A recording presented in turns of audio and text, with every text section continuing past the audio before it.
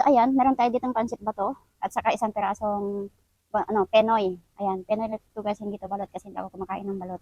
At meron din tayo ditong suka kapartner nitong penoy. So, ayan, magmumukbang tayo ng pansit bato. Ayan, saka itong suka ko dito. Sarap.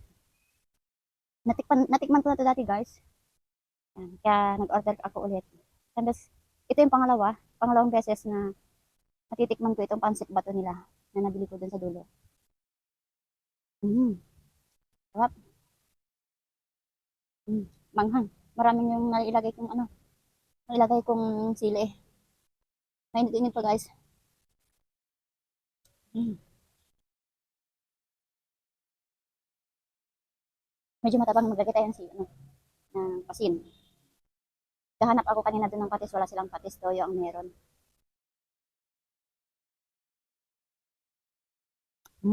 Okay na. Mm.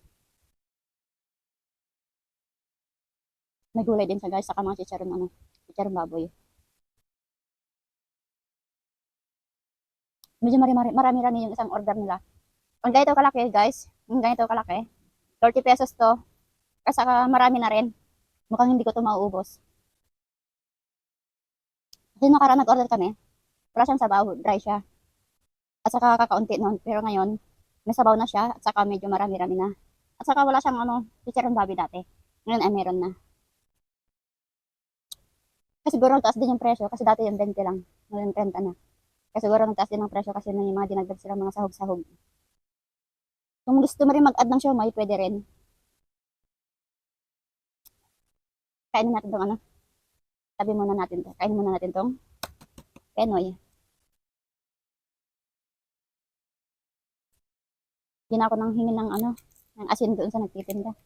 Dahil dito ko naman sa bahay kakainin. Meron namang asin dito sa bahay. Kaya asukan na lang yung hiningi ko. Ay, malaki yung guys, yung penoy nila. May nabibilhan ako ng penoy na medyo malit dito. 8 pesos ang isa. Kaya lang malit naman yun. Ito kasi, kahit isang piraso lang, busog ka na kasi nga malaki. Dito na ako sa malaki. Patikim pa ng isa. Ito natin ng asin. Konti lang.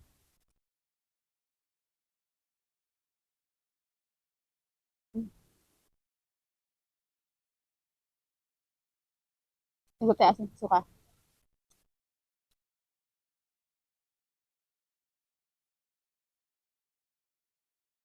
Mm.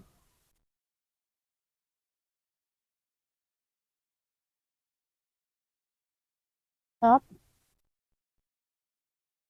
At hindi na ako manghaponan nito. Ito na yung haponan ko.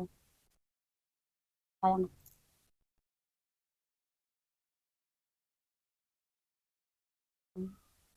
Ang laki yung penoy. Tawag ka na dun sa isa.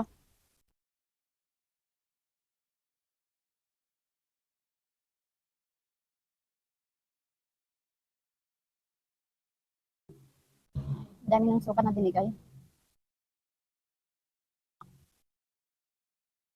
Bigyan pa rin natin ito ng kalamansi.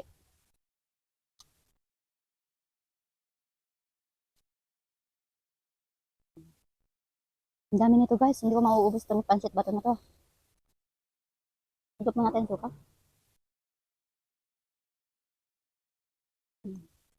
Pasensya na kayo guys kung upuan yung ginamit ko kasi wala akong lamesa na maliit.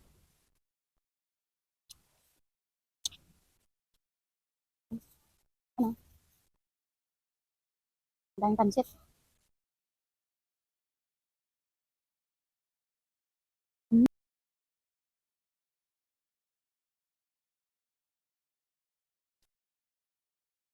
Ayan guys, mahaba na masyado yung aking video.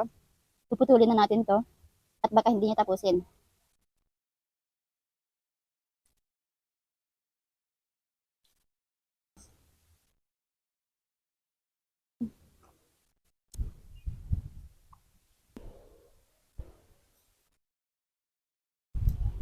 Ayan guys, bye-bye.